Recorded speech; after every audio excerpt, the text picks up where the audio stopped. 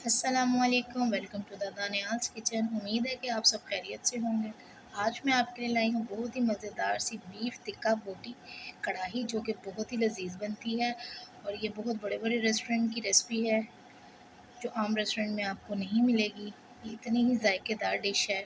आइए चलते हैं रेसिपी की तरफ। सबसे पहले मैंने लिया 1 kg बोनलेस बीफ, इस तरह से इसके पीसेस कर लिए। उसके बाद मैंने लिया 1.5 चम्मच हल्दी, 1 चम्मच सूखा धनिया, 1 चम्मच पीसी हुई मिर्च, 1 चम्मच कुटी हुई मिर्च और 1.25 चम्मच नमक और साबुत मसाला। और इस तरह से मैंने हरी मिर्च और अदरक काट लिया। और 1.5 पाव मैंने ली दही, 3 लिए मैंने प्याज और 2 लिए मैंने टमाटर। ठीक है, सबसे पहले हम जो है कुकर लेते हैं। कुकर में सबसे पहले हम डालते हैं बीफ डालने के बाद इस तरह से ये देखें मैंने प्याज डाल दिया। प्याज और टमाटर आपने दोनों गोलाई में काटने हैं। उसके बाद जो है मैं अब डालूँगी मसाले। मसाले ये सारे साबुत मसाला और जो जो मैंने आपको क्वांटिटी बताई थी, ये सारी मैंने डाल दी। वीडियो को मेरी अंत तक वो ज़रूर कीजिएगा। और 1.5 पाव थी मेरी दही। ये देखें, यही क्वांटिटी आपने रखनी है 1 kg में। और अगर आपने डबल करना है तो आप डबल क्वांटिटी कर दें। और इस मटेरियल में मैंने 2 गिलास डाला पानी। आप अपने हिसाब से भी डाल सकते हैं। अगर आपके घर में प्यालियों का हिसाब होता है तो आप उससे भी डाल सकते हैं, बट मैंने 2 गिलास पानी डाला है। उसके बाद अब मैं इसमें डालूँगी लहसुन अदरक का पेस्ट।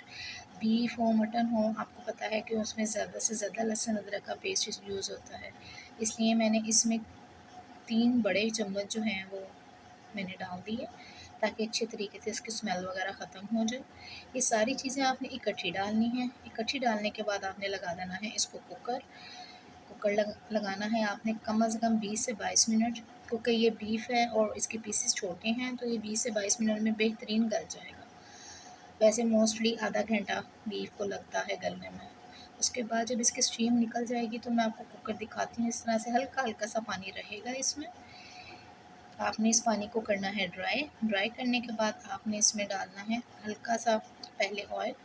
उसके बाद आपने फिर इसकी भुनाई करनी है। भुनाई करने के साथ साथ ही आप, अगर आपको किसी चीज़ की कमी लग रही है, अगर आप नमक तेज़ करना चाहते हैं या जिस चीज़ की भी आपको कमी लग रही है, आप इस टाइम पे कर सकते हैं। वैसे ये परफेक्ट जो है रेसिपी है। उसके साथ ही मैंने इसके ऊपर डाल दी कुटी हुई काली मिर्च, पिसी हुई। इस तरह से अभी हमारा खाना तैयार है। और साथ ही मैंने हल्का सा अदरक और मिर्च डाल दी, ताकि वो इसमें पक जाए। और जो मेरी 2-3 मिर्चें सेपरेट थी, वो मैं हल्के से इसको कट लगा दिए इस तरह से। और इसको 3 से 4 मिनट मैं दम पे रखूँगी और साथ साथ चम्मच हिलाती जाऊँगी, ताकि अच्छे से जो है इसका ऑयल ऊपर आ जाए। बहुत ही मज़ेदार रेसिपी है, ज़रूर ट्राई कीजिएगा। इस तरह से हल्का सा उसके बाद जब मैंने ऑयल डाल दिया, तो उसके बाद मैं एंड पे इसके ऊपर नींबू डालूँगी। हाफ़ नींबू बहुत है, अगर आप ज़्यादा चाहते हैं तो आप 1 नींबू कर सकते हैं। उसके नींबू के बीज निकाल के फिर आपने इसके ऊपर नींबू डालना है। ये देखें माशाल्लाह से हमारी बेहतरीन कढ़ाई तैयार है। आइए मैं आपको उसको डिश आउट करके दिखाती हूँ।